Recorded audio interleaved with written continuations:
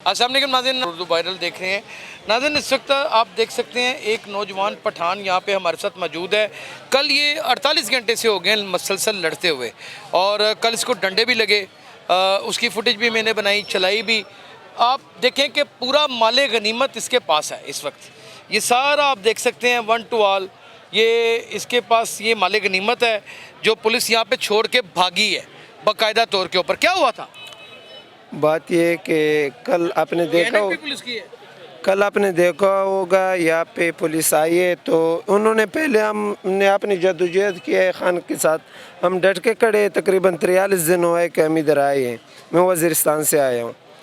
तो यहाँ पे मुझे पहले वहाँ पे पकड़ा है, मुझे बालों से भी पकड़ लिया उन्होंने, मेरे ऊपर तशद्दुद कर दिया। फिर उन्होंने मुझे टारगेट कर दिया था। मैं शाह साहब के साथ बाहर निकला हो तो उन्होंने शाह साहब के सामने मुझे पकड़ लिया है। महमूद कुरैशी। जी, मुझे डंडे मारे। बिल्कुल तो कल फुटेज दिखाई है। जी, बिल्कुल सिर के ऊपर उन्होंने डंडे मुझे, सर पे डंडों की बारिश। हाँ, और एक टांग में भी लगाए। अच्छा। लेकिन हम तो पुरअमन है। हमें खान साहब ये बार बार कह रहे हैं कि आप लोगों ने पुरअमन रहना है। लेकिन ये सब कुछ कहाँ से आ गया? ये सब कुछ तो मैंने परसों भी बताया था किसी न्यूज़ वाले को कि अगर ये बाज ना आए तो इंशाल्लाह हम इनकी वर्दियाँ KPK लेकर जाएंगे। तो आज देखो ये मुकम्मल तौर पे आपके सामने है।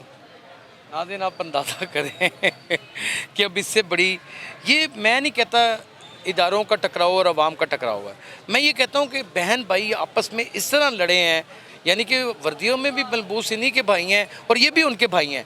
इस तरह लड़े हैं कि आखिर उन्होंने भी इनकी जान लेने में कोई कसर नहीं छोड़ी और इन्होंने भी कोई कसर नहीं छोड़ी। मुझे शर्म आ रहे पंजाब पुलिस पे।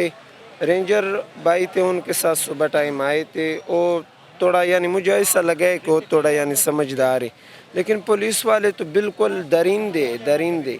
इन्होंने हमारे ऊपर इतना शेल किया, इतना कि बस क्या बताओ। जी। ओहो, तो खान साहब आप आपको मैसेज देना चाहते हैं अगर दोबारा पुलिस वाले आए तो? मैं तो पुलिस वालों को ये कहूँगा कि आप अपने बच्चों के खातिर, क्या आप लोगों का बच्चे नहीं है जो आप एक पुरअमन लोगों के ऊपर इस तरह तशद्दुद कर रहे हैं, इतना दरिंदे बने हुए? क्या ये काफिर लोग हैं जो इधर जुमान पार्क में बैठे हुए हैं?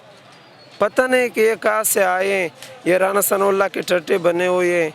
मुझे तो शर्म आ रहा है पंजाब पुलिस पे। नाज़रीन, ये देखिए माले गनीमत के तौर के ऊपर इसने बाकायदा तौर पे उनसे ये सब कुछ छीन लिया है और डट के खड़ा भी है और मज़ीद इनके साथ लड़ने के लिए तैयार है।